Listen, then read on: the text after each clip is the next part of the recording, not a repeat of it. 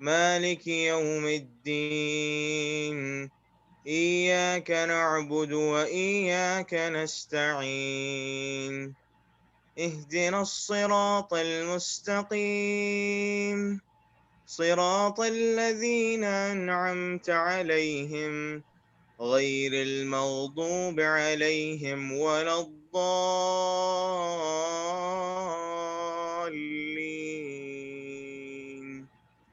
آمين. Abdullah Akil is there for translation.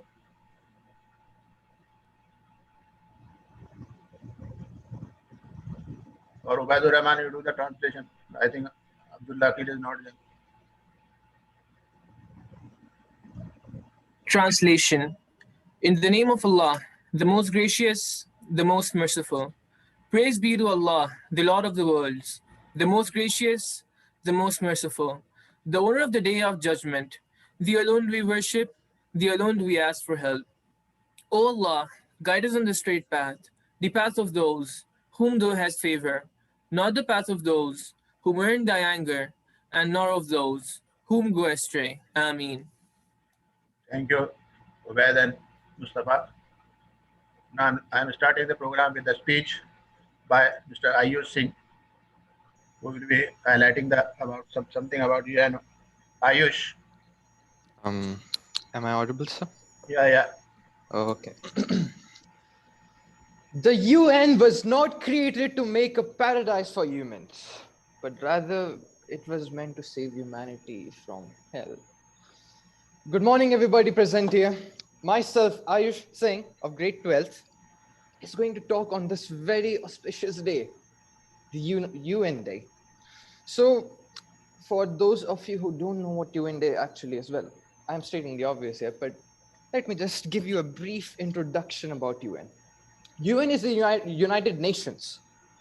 It was created after World War II. After the World War II, the post-World War II era was quite it's a place which created UN by a fact. But there, all the countries were deprived of money, and the people were devastated by the horrors of war.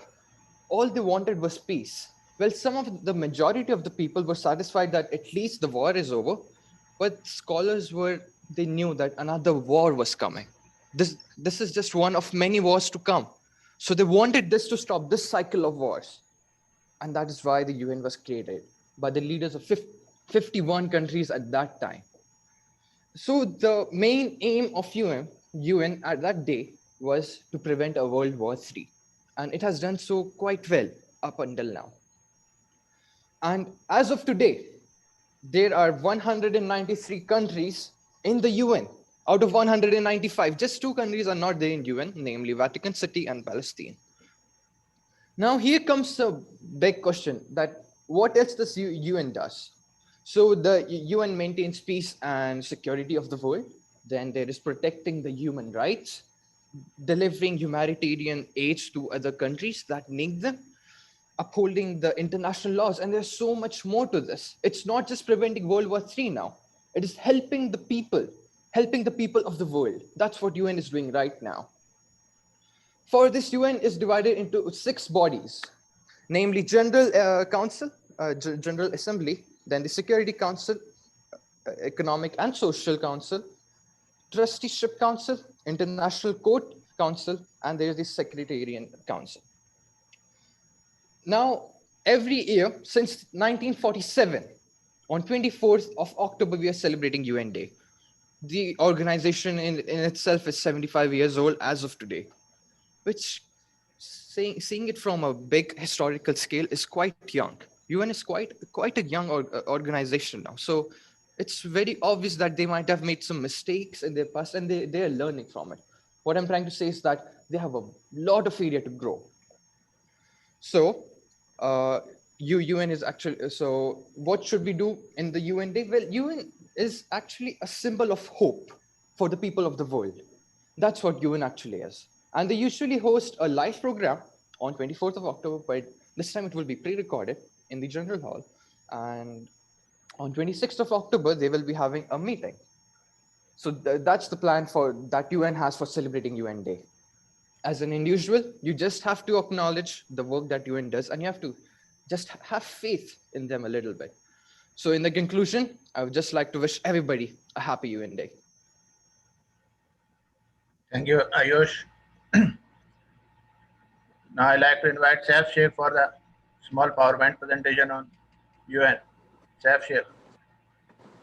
Yes, Navi sir. sir, allow him to share the screen.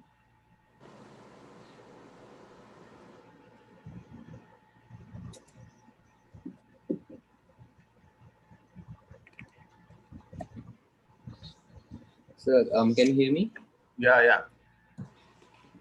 To survive in peace and harmony, we must have one nation and one flag. Good morning, everyone. Today, Aisaf Sheikh from grade 9B is going to present a PowerPoint on the occasion of United Nations Day. First of all, I thank you all for joining us to celebrate this anniversary of United Nations. So the topics I would mainly cover is the introduction, the functioning, the history, and the importance of UN with the help of one real-life example. So let's get started. The United Nations Day is an opportunity for us to reflect on this unique organization that brings 193 countries out of 195 and to celebrate the achievements and contributions of peace and development around the world. In 1971, the United Nations General Assembly recommended that the day be observed by member states as a public holiday. 24th October has been celebrated as United Nations Day since 1948. Here we can see is the United Nations headquarters, which is in New York, and the 193 countries which take part in United Nations. The flag of these countries are held out of the United Nations headquarters. So, if you talk about the functioning, the United Nations aspires to work with the peoples of the world in all those areas to end conflict, ensure sustainability of environment, eliminate human rights abuses, and reduce poverty and inequality. And of course, this is not an easy job. They participate in activities ranging from assistance at the time of disaster, both those offered during natural disaster or caused by waves of war. They offer medical assistance to those in places as well as providing clean water, food, and places to rest and recover. Here in this picture, we can see that this is the UN helicopter helping the people at the time of natural disaster, and this is the UN helping the people by providing food and other necessities in poverty, in the places of poverty. So the history. The United Nations is an international organization that was founded on 24th October 1945. However, the first General Assembly was in Westminster Central Hall in London in 1946. Um, it was founded by 51 countries committed to maintaining the international peace and development and security, developing friendly relations among nations, and promoting social progress and better standards of living and human rights. So here you can see the text of the first General Assembly, which was held in Westminster in London. UN plays a very important role in our lives. We don't even know about that. So now I like to tell you about the role of UN in which the UN played in which the people did not follow the UN and which led to so much violation and conflict, the Arab-Israel conflict. So this all started after the World War I, in which the Jewish people started migrating to Palestine because it was a very safer side, because there was violence and chaos in all over in Europe. So they had in Palestine there was peace and people lived friendly. So with the passing of time, this Jewish population began increasing and increasing. The Jews wanted their own state. At that time, Jews had no states of their own. They wanted a Jewish dominated state. So what they did do is that they started as the majority of Jewish population was in Israel was in Palestine. So they started violation and started capturing the areas of Palestine. The British couldn't handle it, so they gave this to the newly created UN. The UN decided that where the majority in the areas where majority of Jewish people lived would belong to Israel, whereas the rest would belong to Arabs. The Palestinian people or the Arabs did not accept it because they thought that This was our country, and they created violence, and they took this forcefully. So the UN then decided that they should make an agreement of truce among themselves, but this was not accepted by Israel.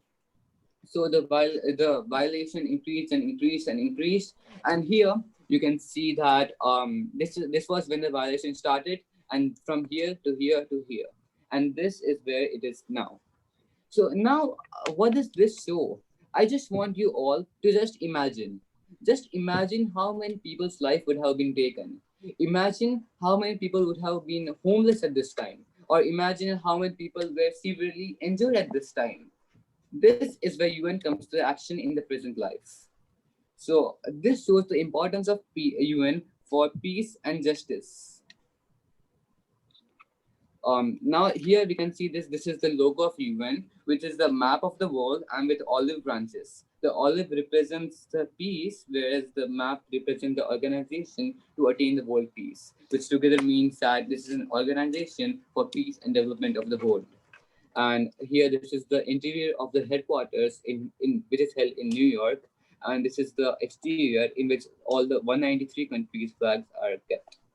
And before concluding, I would just like to say a quote by the famous Albert Einstein: that peace can't be achieved by force, but with understanding. Thank you, and have a nice day.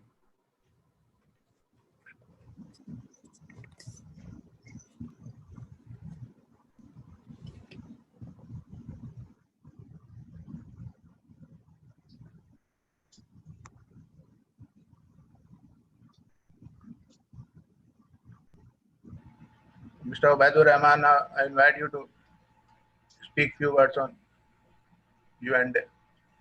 Shah Ubaidur Rahman. Yes, sir. Am I audible? Yeah. Okay.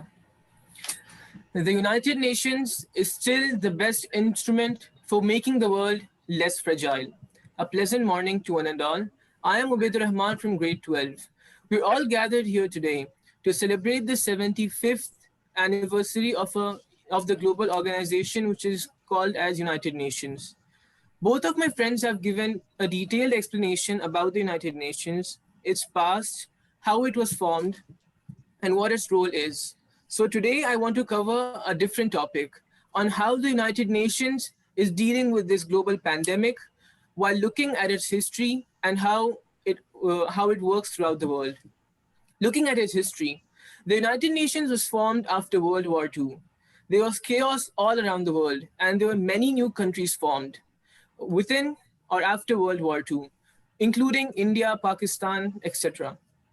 So now the whole world was in a very destabilizing mood. And the League of Nations, which was formed before World War II, was not functioning as it should have. Firstly, Adolf Hitler withdrew from this League of Nations in 1933 and sparked World War II in itself. So now it was up to the major world powers to create a separate organization.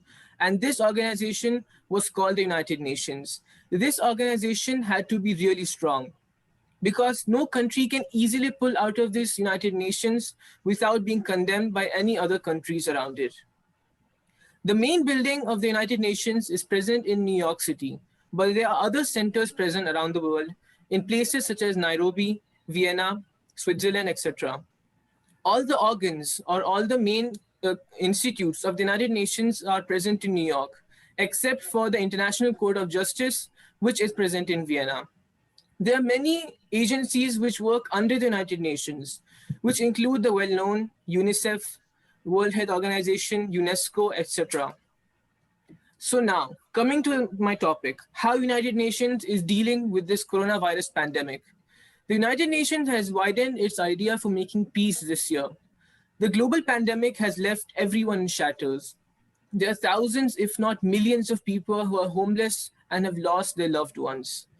As you know, there are many refugees living in Europe or in any other part of the world. Now it is up to the United Nations to take care of all of them. As much as it could, it has been trying to give financial aid to all those who are in need, but has also helped all of us, the citizens of the whole world, morally. It aims and promises to bring a better and a brighter future for one and all. Therefore, I'm here to deliver this message to you all. The Secretary General of the UN, Antonio Guterres, emphasized on this statement: "We are in this together, and we will get through this together." This statement is very important because it encourages us all morally that in this pandemic, not even the superpowers are spared. So we have to stay ready to fight this global pandemic. For the peace of humanity and harmony of all the nations, this day is celebrated in the name of this association to unite all people under one banner, irrespective of who they are, from where they come, their skin color, their race, etc. I would like to conclude my speech by stating a quote from Kofi Annan, one of the Secretary Generals of the UN. "More than ever before in human history, do we share a common destiny. We can master it only if we face it together.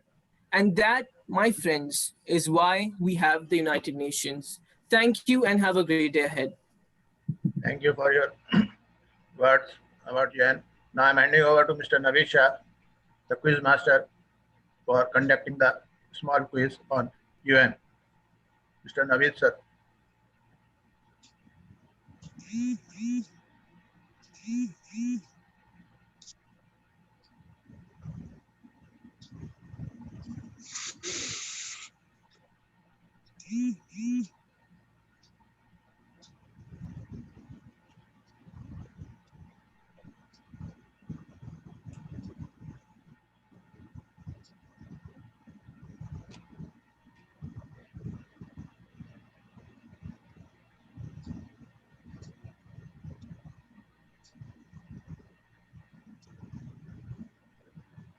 Good morning, all of you.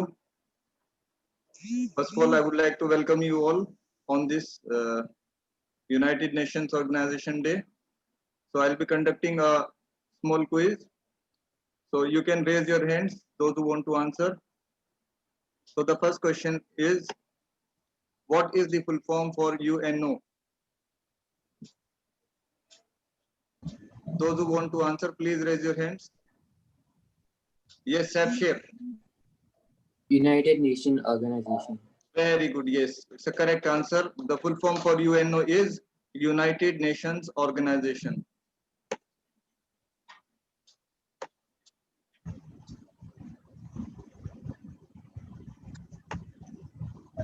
Okay, so the second question is, when was United Nations formed? This is the second question. Anyone can answer. When was United Nations formed? Yes, Ubaidur Rahman, please.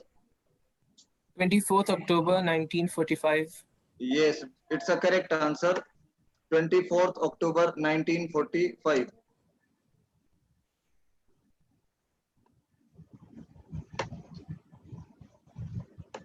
Now the third question is, how many member countries did the UNO have on its formation in 1945? So how many member countries they were there? They are called as the forming members. Yes, anybody else other than Saif Sheikh would like to answer? Okay, only 2 students. Any other? Yes, Saif Sheikh. 51 countries. Yeah, 51 is the correct answer. So there were 51 countries which formed the UNO.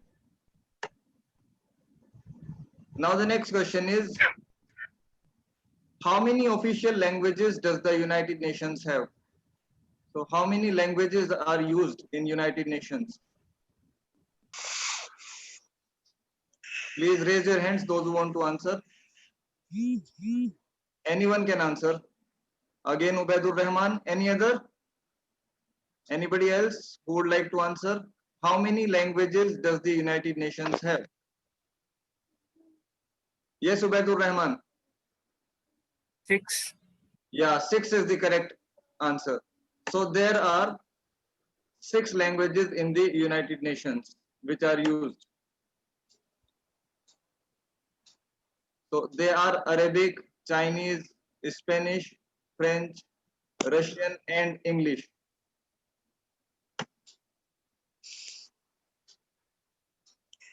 These are the languages which are used in United Nations. 6 languages: Arabic, Chinese, English, French, Russian, and Spanish. So the next question is, how many non-permanent members are there in the Security Council? How many non-permanent members are there in the Security Council? Yes, please raise your hands. Yes, Ayush Singh. Yes, Ayush, please answer. Is it 10? Yeah, 10 is the correct answer. So there are 15 members in the Security Councils. Out of them 15, 5 are permanent members and 10 are non-permanent. Thank you, Ayush. Correct answer. So this is another question. Where is the headquarters of International Court of Justice situated? So it's an organ of United Nations, International Court of Justice. So where it is situated? Where is the headquarters situated? Anybody can answer by raising the hand.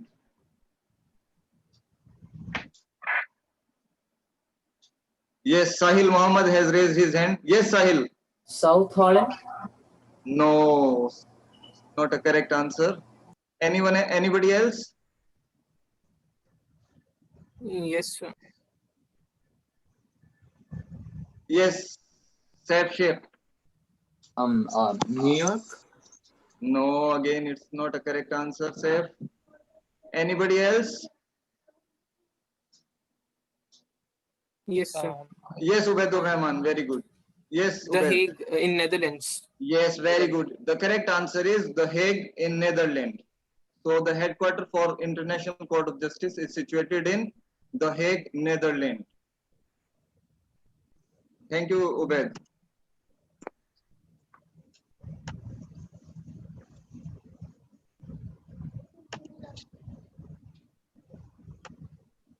Now this is the next question.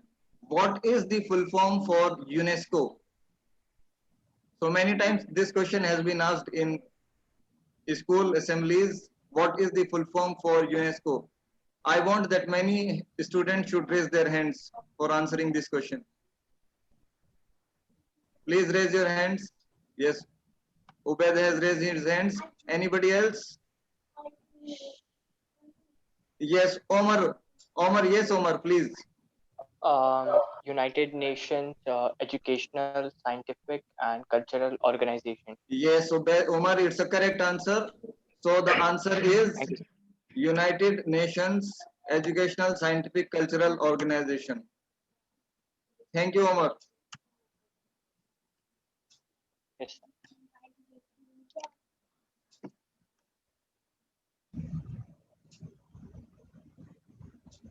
Okay.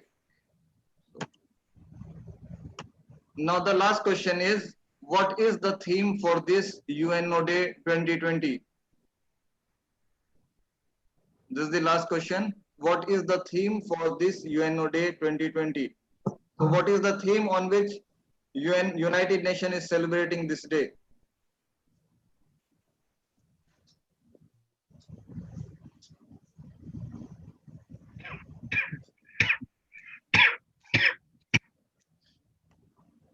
The theme for this day is the future we want, the UN we need.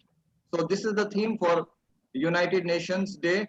Today we are celebrating with this theme, the future that we want, the UN that we need. So with this question, I would like to hand over to Mr. Tanveer. Now over to you, Mr. Tanveer. Thank you. Thank you, Naveed sir, for very knowledgeable quiz.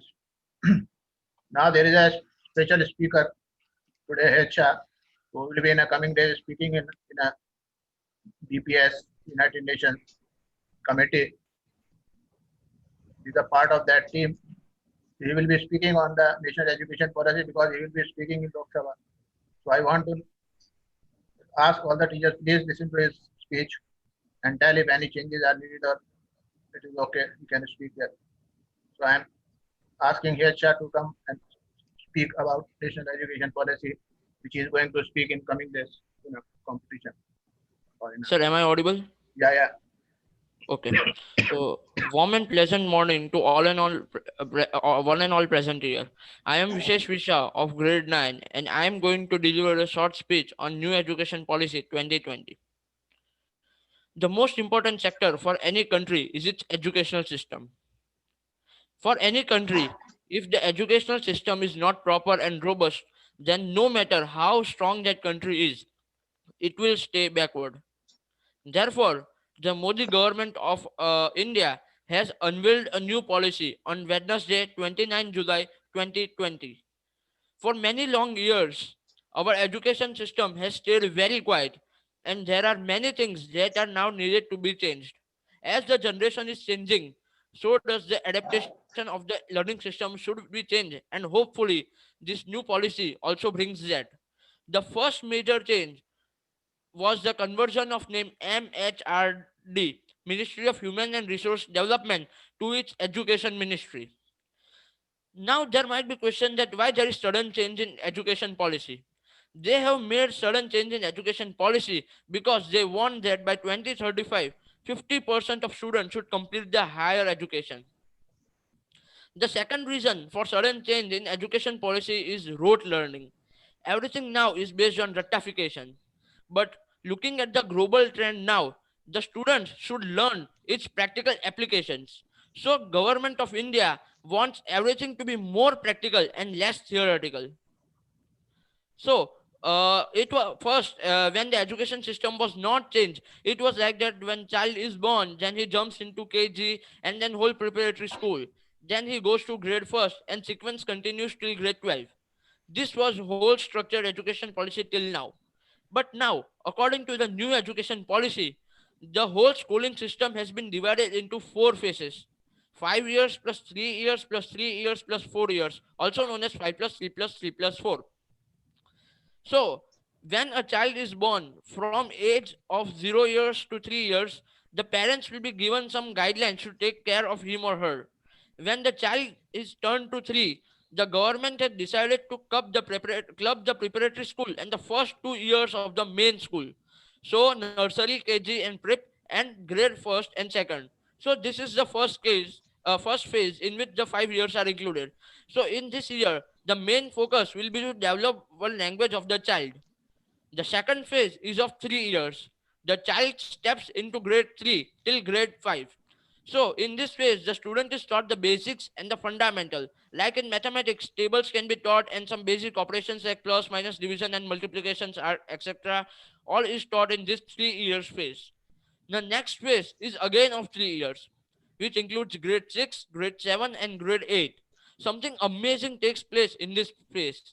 Student is introduced to all subjects, whether it is botany or zoology or history or pole science or mathematics, etc. Every subject is being taught. This is done so that student can find that where his interest mainly lies.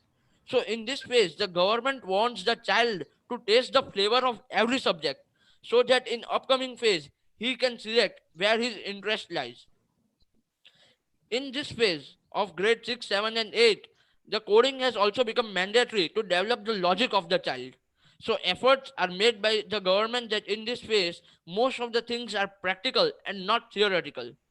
Now, finally, the student steps into the last and the crucial phase of the schooling, that is grade 9, 10, 11, and 12. In this phase, in this phase, in which the student selects object that he want to make career in, subjects that he want to make career in. The biggest advantage in this phase is to select any academic as well as any co-curricular subject.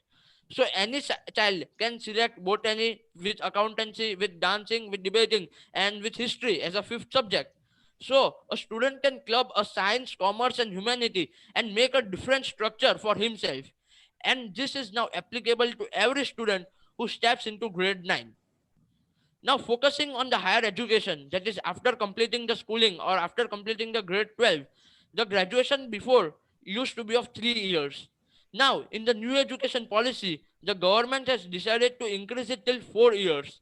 And suppose there was an emergency after completion of 1 year, he goes, and afterwards, when he want to continue, he need to again start with the first year.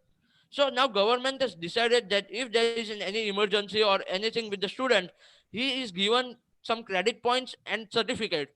And when he again returns to study, he can continue with his second year of his study. So if he completes first year, he gets certificate and credit points. When he completes second year, he gets a diploma degree. And if he completes a third year, he gets a degree. And if he completes a fourth year, he gets a degree with the research permission. So these were the major changes by the Modi government in India. And this restructure is very, very useful and hopes to reduce the stress on children. I feel that this new education policy was too good and would definitely help students. Thank you. Thank you, Vishesh. It was like you are speaking in Lok Sabha.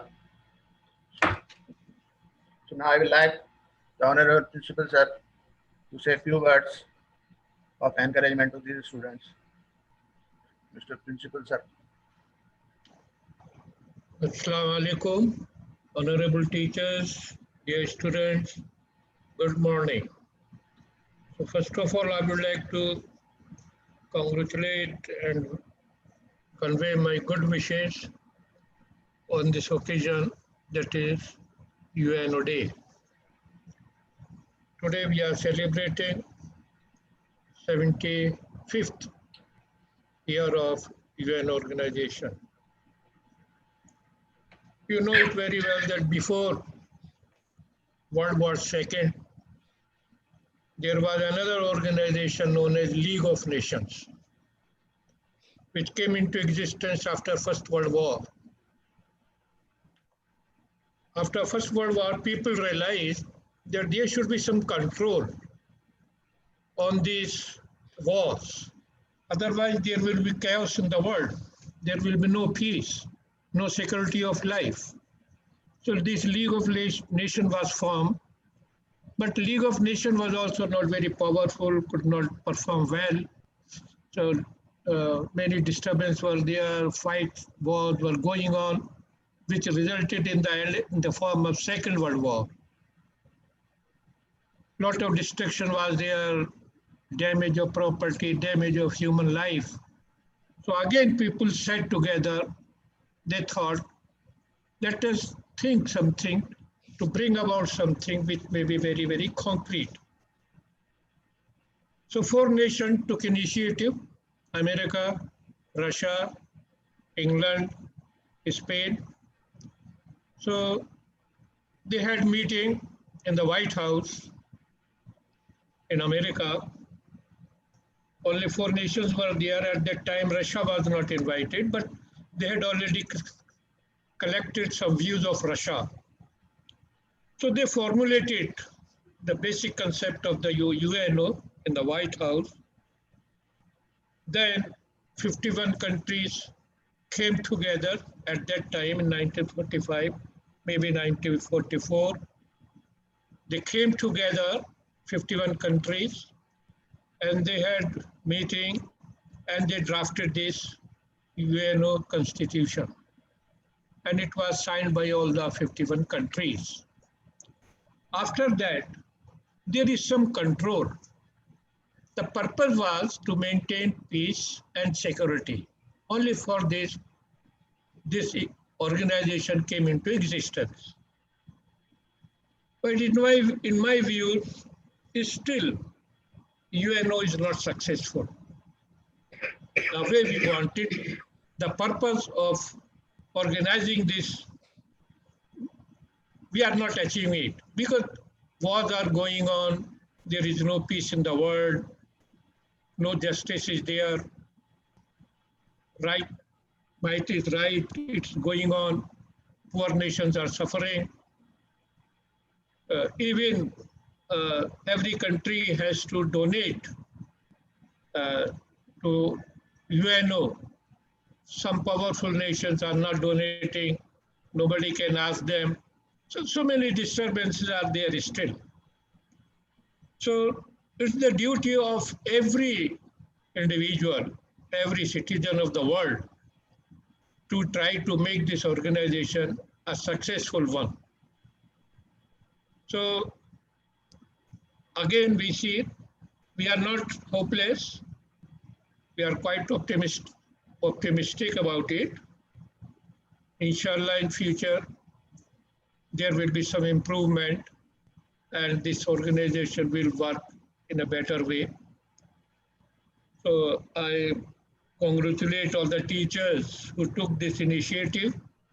They took pains, they sat together and organized today's function, which is quite effective. So I congratulate them, I thank them, like Mr. Tanveer, Mr. Tanveer Haji, also I can say Mr. Shah Naveed, and all the students who participated in. So I congratulate all the students who participated and those who are also not participating, at least they are present today. So I thank you and my good wishes to all of you. You know, nowadays we are not able to organize function as we used to do, but it's very effective. We could do it something. So we should hope to open the school. Maybe I hope it may open in January. So whatever is left over, we will try to do that, but don't neglect your studies. It's okay that CBSE has reduced 30% syllabus, but there are some demands from the parents to reduce this further. I don't think that by reducing the syllabus, it will help the students. That gap will always be there. Because during this, by covering only 70% syllabus, we have to leave behind so many topics. So there will be gap. So it's not good for the good students. It's enough just to pass the examination. But our purpose should not be just to pass the examination. We should look, we should target to the our aim. What is our aim? Are we going to achieve it or not? That certificate will not help you. Having 95% marks and you are not able to compete any contest, JEE or NET or anyone. So, you know, earlier, many friends, my personal friends, they were getting just 60%, 61, 62, 65. And they were competing with it. They were getting admission. And at that time, there was no any institution, coaching classes, not at all. Even that time, the students were not going for tuition also. But they were competing IIT very easily. So what I feel that the standard is going down. With the modernity, the standard of education is going down. Though in comparison to other countries, we have very good system of education. We have quite good high standard in comparison to other countries, like African countries and so many Asian countries. We have good standard. Our students are very successful when they go to the West. They are doing well. From our school, you know, Korea, she is doing well in Europe. One was that in 12th class, what's his name? Mikhail or Michael? Mikhail. He's doing well in states. So it shows that they have good standard. So no doubt we have very good standard of education and every person should work for that. You should not try for percentage because nowadays every parent, every student is rushing to get highest percentage. That won't help you. Because I have seen in my life, those who are toppers, gold medalists, they are maladjusted. They are not getting proper services. They are not able to pass a competition. But those who are mediocre, maybe 61%, 65%, 70%, they are very successful in life. So every student should try to gain all-round knowledge, not only the particular subject, because the particular subject knowledge will not help you throughout your life. But there are many things which will help you throughout your life, how to talk, how to solve the problem, ability to think on any problem and how to solve it. These are very important things that students should know this. Just by getting 95% and we cannot solve any problem, then your education is defective. This is the problem, because all the time you are busy with the study, only which is prescribed, just to maintain highest percentage. And you are leaving behind other things also. You cannot go out of your textbook. So we never discuss anything among ourselves. Students are not getting time to discuss other things. They are just busy with the studies. So apart from studies, we should take part in other activity like this organization of UNO Day. So at least we learn something new. We come to know about something. So it will help you when you are going to face some interview. At that time, all these things will help you. So learn how to solve problem related to your subject, problem related not only your subject, but other subjects also, problem involving your home also, home life. So how to solve problem, this is the main thing you should learn. Use brain. Don't limit, by cramming. If teachers give you good answer, you learn it by heart and you produce in the examination. If all the students are producing same answer, they all are getting same marks. So do you think that all these students are same? They are all quite different from each other. So make yourself as a different boy. Though your percentage may be low, but if you are a different boy, why? Means you can discuss anything very freely, with confidence. You can talk to any human being, any personality without any fear. You can express yourself by observing others, learn something. So these are many things.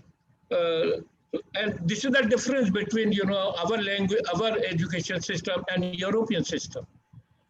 In Europe, they learn by doing.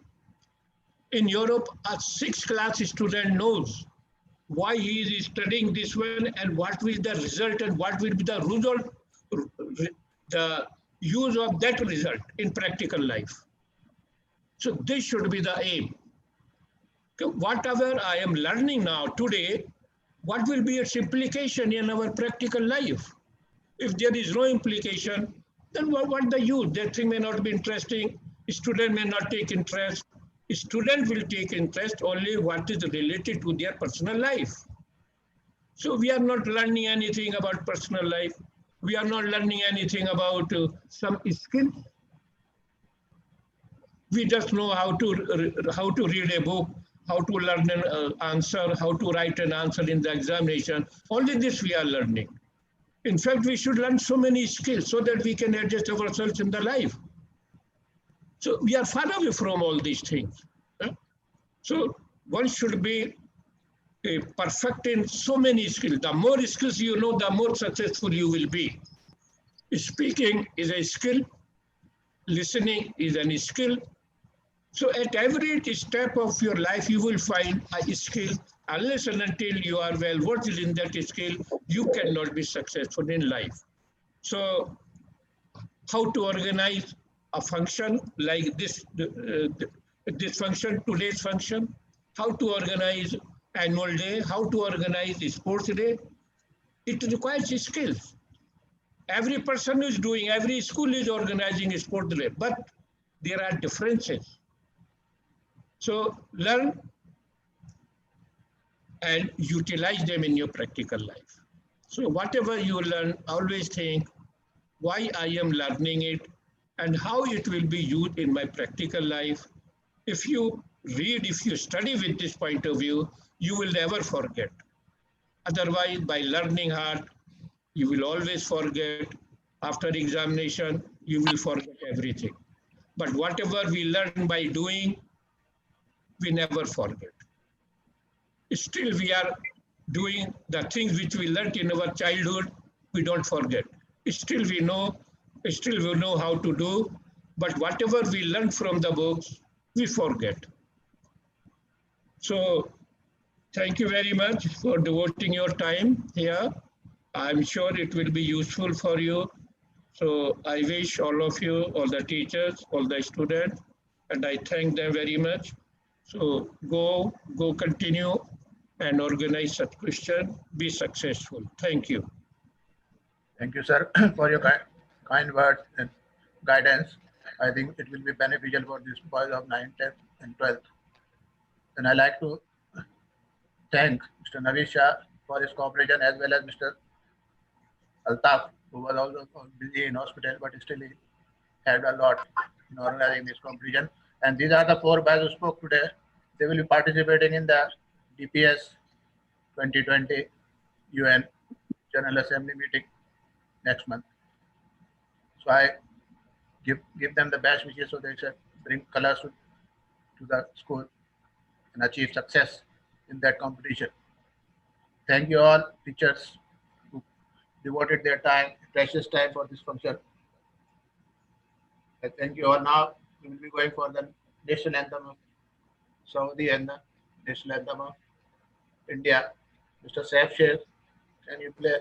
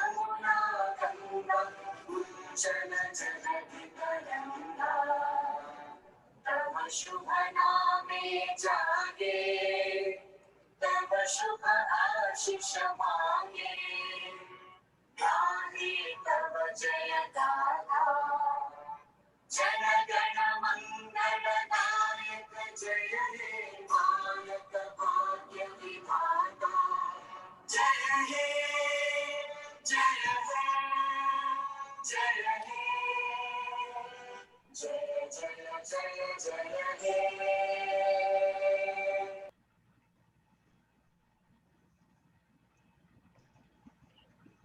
So thank you to all for joining it once again. So now you can leave. Thank you, sir. Thank you, sir.